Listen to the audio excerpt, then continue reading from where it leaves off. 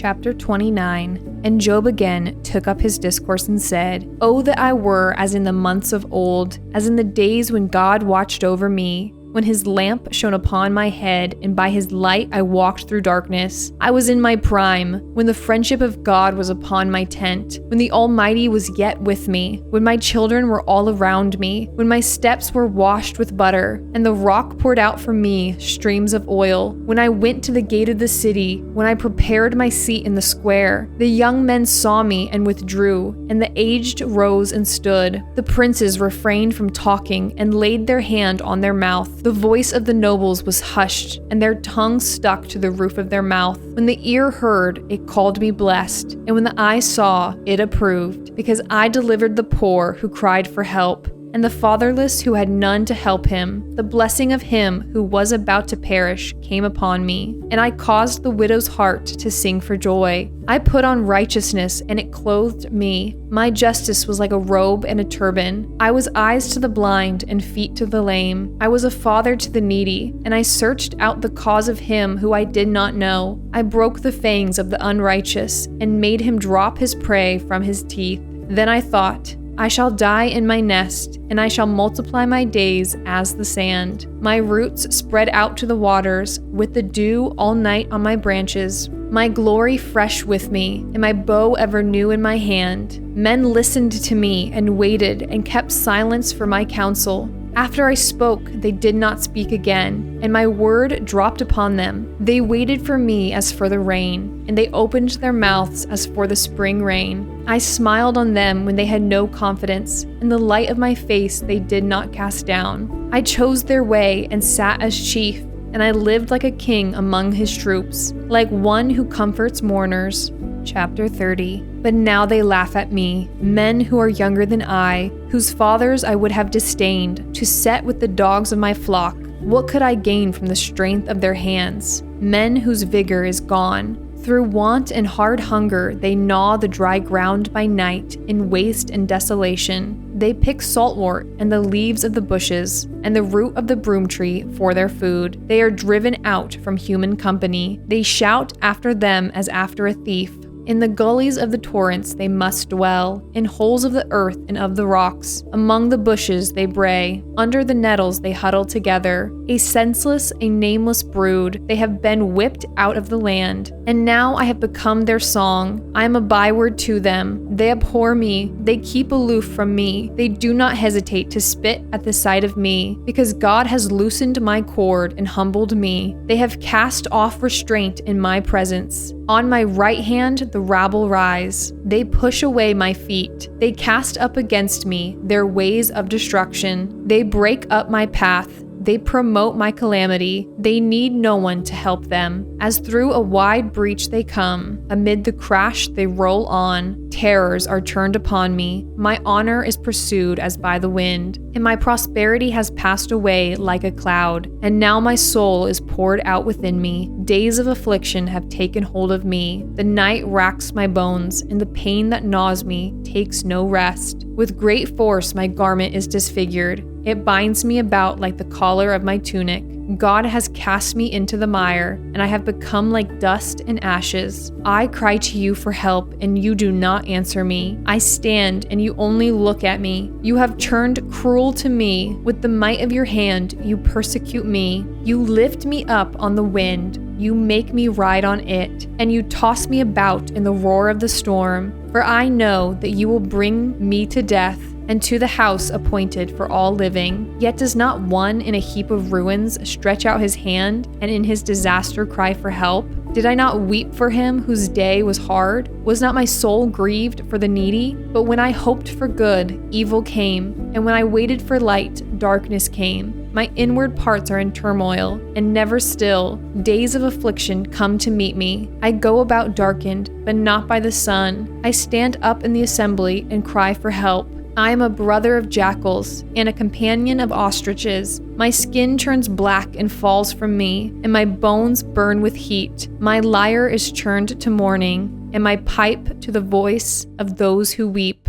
Chapter 31. I have made a covenant with my eyes. How then could I gaze at a virgin? What would be my portion from God above, and my heritage from the Almighty on high? Is not calamity for the unrighteous, and disaster for the workers of iniquity? Does not he see my ways and number all my steps? If I have walked with falsehood, and my foot has hastened to deceit, let me be weighed in a just balance, and let God know my integrity. If my step has turned aside from the way, and my heart has gone after my eyes, and if any spot has stuck to my hands, then let me sow and another eat, and let what grows for me be rooted out. If my heart has been enticed towards a woman, and I have lain in wait at my neighbor's door, then let my wife grind for another, and let others bow down on her. For that would be a heinous crime. That would be an iniquity to be punished by the judges. For that would be a fire that consumes as far as Abaddon, and it would burn to the root all my increase. If I have rejected the cause of my manservant or my maidservant when they brought a complaint against me, what then shall I do when God rises up? When he makes inquiry, what shall I answer him? Did not he who made me in the womb make him? And did not one fashion us in the womb? If I have withheld anything that the poor desired, or have caused the eyes of the widow to fail, or have eaten my morsel alone, and the fatherless has not eaten of it, for from my youth the fatherless grew up with me as with a father, and from my mother's womb I guided the widow. If I have seen another perish for lack of clothing, or the needy without covering, if his body has not blessed me, and if he was not warmed with the fleece of my sheep, if I have raised my hand against the fatherless, because I saw my help in the gate, then let my shoulder blade fall from my shoulder, and let my arm be broken from its socket. For I was in terror of calamity from God, and I could not have faced his majesty. If I have made gold my trust, or called fine gold my confidence, if I have rejoiced because my wealth was abundant, or because my hand had found much, if I have looked at the sun when it shone, or the moon moving in splendor, and my heart has been secretly enticed, and my mouth has kissed my hand, this also would be an iniquity to be punished by the judges, for I would have been false to God above. If I have rejoiced at the ruin of him who hated me, or exulted when evil overtook him, I have not let my mouth sin by asking for his life with a curse. If the man of my tent have not said, who is there that has not been filled with his meat? The sojourner has not lodged in the street. I have opened my doors to the traveler. If I have concealed my transgressions as others do, by hiding my iniquity in my heart, because I stood in great fear of the multitude, and the contempt of families terrified me, so that I kept silence and did not go out of doors. Oh, that I had one to hear me. Here is my signature. Let the Almighty answer me. Oh, that I had the indictment written by my adversary. Surely I would carry it on my shoulder. I would bind it on me as a crown. I would give him an account of all my steps. Like a prince I would approach him. If my land has cried out against me, and its furrows have wept together, if I have eaten its yield without payment, and made its owners breathe their last, let thorns grow instead of wheat, and foul weeds instead of barley. The words of Job are ended. Chapter 32. So these three men ceased to answer Job, because he was righteous in his own eyes. Then Elihu, the son of Berekah, the Buzite, of the family of Ram, burned with anger. He burned with anger at Job, because he justified himself rather than God. He burned with anger also at Job's three friends, because they had found no answer, although they had declared Job to be in the wrong. Now Elihu had waited to speak to Job, because they were older than he. And when Elihu saw that there was no answer in the mouth of these three men, he burned with anger. And Elihu, the son of Berekah, the Buzite, answered and said, I am young in years, and you are aged. Therefore I was timid and afraid to declare my opinion to you. I said, let days speak, and many years teach wisdom. But it is the spirit in man, the breath of the Almighty, that makes him understand. It is not the old who are wise, nor the aged who understand what is right. Therefore I say, listen to me, let me also declare my opinion. Behold, I waited for your words, I listened for your wise sayings. While you searched out what to say, I gave you my attention, and behold, there was none among you who refuted Job, or who answered his words. Beware, lest you say, we have found wisdom. God may vanquish him, not a man. He has not directed his words against me, and I will not answer him with your speeches. They are dismayed, they answer no more. They have not a word to say. And shall I wait because they do not speak? Because they stand there and answer no more? I also will answer with my share. I also will declare my opinion. For I am full of words, the spirit within me constrains me. Behold, my belly is like wine that has no vent, like new wineskins ready to burst. I must speak that I may find relief. I must open my lips and answer. I will not show partiality to any man or use flattery towards any person, for I do not know how to flatter, else my Maker would soon take me away. Chapter 33. But now, hear my speech, O Job, and listen to all my words. Behold, I open my mouth, the tongue in my mouth speaks. My words declare the uprightness of my heart, and what my lips know, they speak sincerely. The Spirit of God has made me, and the breath of the Almighty gives me life. Answer me if you can. Set your words in order before me. Take your stand. Behold, I am towards God as you are. I too was pinched off from a piece of clay. Behold, no fear of me need terrify you. My pressure will not be heavy upon you. Surely you have spoken in my ears, and I have heard the sound of your words. You say, I am pure, without transgression. I am clean, and there is no iniquity in me. Behold, he finds occasions against me. He counts me as his enemy. He puts my feet in the stocks and watches all my paths. Behold, in this you are not right. I will answer you, for God is greater than man. Why do you contend against him, saying, he will answer none of man's words? For God speaks in one way, and in two, though man does not perceive it. In a dream, in a vision of the night, when deep sleep falls on men, while they slumber on their beds, then he opens the ears of men and terrifies them with warnings, that he may turn man aside from his deed,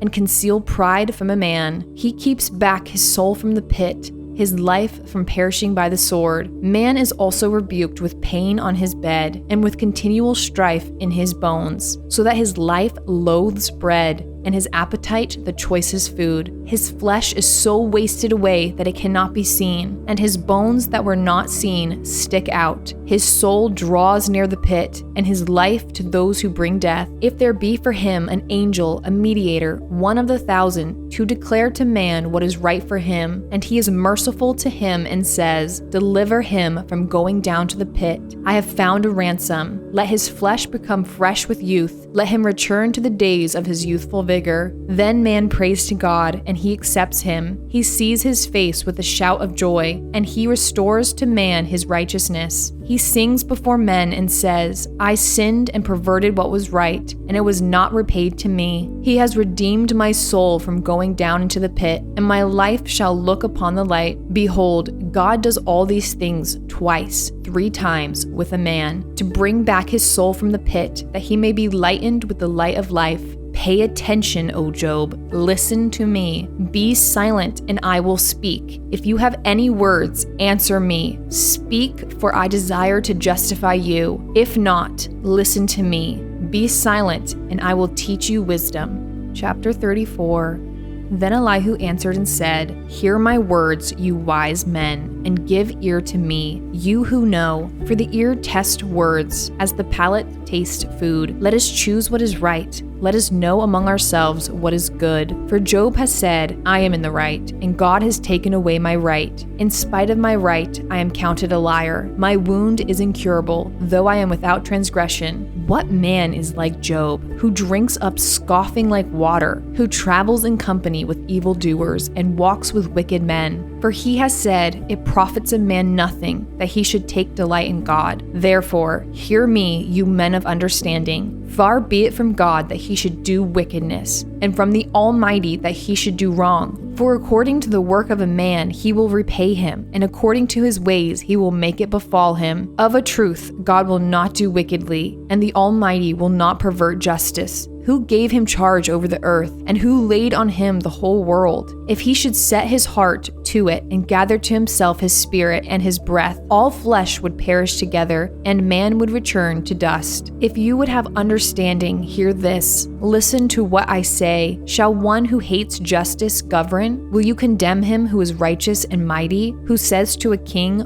worthless one, and to nobles, wicked man, who shows no partiality to princes, nor regards the rich more than the poor, for they are all the work in his hands? In a moment they die. At midnight the people are shaken and pass away, and the mighty are taken away by no human hand. For his eyes are on the ways of a man, and he sees all his steps. There is no gloom or deep darkness where evildoers may hide themselves. For God has no need to consider a man further, that he should go before God in judgment. He shatters the mighty without investigation, and sets others in their place. Thus, knowing their works, he overturns them in the night, and they are crushed. He strikes them for their wickedness in a place for all to see, because they turned aside from following him, and had no regard for any of his ways, so that they caused the cry of the poor to come to him, and he heard the cry of the afflicted. When he is quiet, who can condemn? When he hides his face, who can behold him? Whether it be a nation or a man, that a godless man should not reign, that he should not ensnare the people. For has anyone said to God, I have borne punishment, I will not offend any more? Teach me what I do not see. If I have done iniquity, I will do it no more. Will he then make repayment to suit you, because you reject it? For you must choose, and not I. Therefore declare what you know. Men of understanding will say to me, and the wise man who hears me will say, Job speaks without knowledge. His words are without insight. Would that Job were tried to the end, because he answers like wicked men. For he adds rebellion to his sin. He claps his hands among us and multiplies his words against God. Chapter 35. And Elihu answered and said, Do you think this to be just? Do you say it is my right before God? That you ask, What advantage have I? How am I better off than if I had sinned? I will answer you, and your friends with you. Look at the heavens and see, and behold the clouds which are higher than you. If you have sinned, what do you accomplish against him? And if your transgressions are multiplied, what do you do to him? If you are righteous, what do you give to him? Or what does he receive from your hand? Your wickedness concerns a man like yourself, and your righteousness a son of man. Because of the multitude of oppressions, people cry out. They call for help because of the arm of the mighty. But none says, Where is God my maker, who gives songs in the night, who teaches us more than the beasts of the earth, and makes us wiser than the birds of the heavens? There they cry out, but he does not answer, because of the pride of evil men. Surely, God does not hear an empty cry, nor does the Almighty regard it. How much less when you say that you do not see him, that the case is before him and you are waiting for him. And now, because his anger does not punish, and he does not take much note of transgression, Job opens his mouth in empty talk. He multiplies words without knowledge. Chapter 36. And Elihu continued and said, Bear with me a little, and I will show you, for I have yet something to say on God's behalf. I will get my knowledge from afar, and ascribe righteousness to my Maker. For truly my words are not false. One who is perfect in knowledge is with you. Behold, God is mighty and does not despise any. He is mighty in strength of understanding. He does not keep the wicked alive, but gives the afflicted their right. He does not withdraw his eyes from the righteous, but with kings on the throne he sets them forever, and they are exalted. And if they are bound in chains and caught in the cords of affliction, then he declares to them their work and their transgressions, that they are behaving arrogantly. He opens their ears to instruction and commands that they return from iniquity. If they listen and serve him, they complete their days in prosperity, and their years in pleasantness. But if they do not listen, they perish by the sword and die without knowledge. The godless in heart cherish anger. They do not cry for help when he binds them. They die in youth, and their life ends among the cult prostitutes. He delivers the afflicted by their affliction, and opens their ear by adversary. He also allured you out of distress into a broad place where there was no cramping, and what was set on your table was full of fatness. But you are full of the judgment on the wicked. Judgment and justice seize you. Beware lest wrath entice you into scoffing, and let not the greatness of the ransom turn you aside. Will your cry for help avail to keep you from distress, or all the force of your strength? Do not long for the night when peoples vanish in their place. Take care, do not turn to iniquity, for this you have chosen rather than affliction. Behold, God is exalted in his power. Who is a teacher like him? Who has prescribed for him his way? Or who can say, you have done wrong? Remember to extol his work, of which men have sung. All mankind has looked on it. Man beholds it from afar. Behold, God is great, and we know him not. The number of his years is unsearchable, for he draws up the drops of water. They distill his mist in rain, which the skies pour down and drop on mankind abundantly. Can anyone understand the spreading of the clouds, the thunderings of his pavilion? Behold, he scatters his lightning about him and covers the roots of the sea. For by these he judges peoples. He gives food in abundance. He covers his hands with the lightning and commands it to strike the mark. Its crashing declares his presence. The cattle also declare that he rises. Chapter 37. And this also my heart trembles and leaps out of its place. Keep listening to the thunder of his voice and the rumbling that comes from his mouth. Under the whole heaven he lets it go, and his lightning to the corners of the earth. After it his voice roars. He thunders with his majestic voice, and he does not restrain the lightnings when his voice is heard. God thunders wondrously with his voice.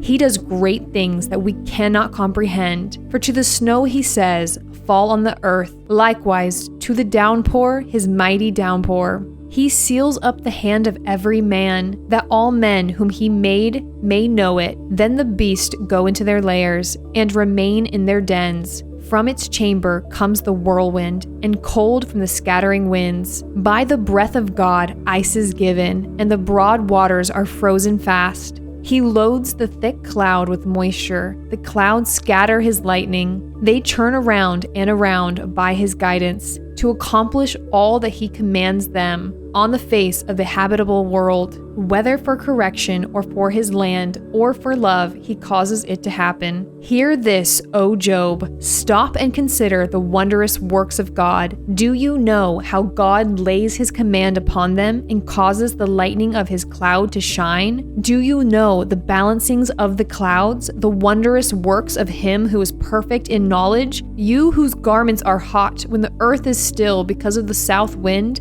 Can you, like him, spread out the skies, hard as a cast metal mirror? Teach us what we shall say to him. We cannot draw up our case because of darkness. Shall it be told him that I would speak? Did a man ever wish that he would be swallowed up? And now no one looks on the light when it is bright in the skies. When the wind has passed and cleared them, out of the north comes golden splendor. God is clothed with awesome majesty. The Almighty, we cannot find him. He is great in power. Justice and abundant righteousness he will not violate. Therefore, men fear him. He does not regard any who are wise in their own conceit.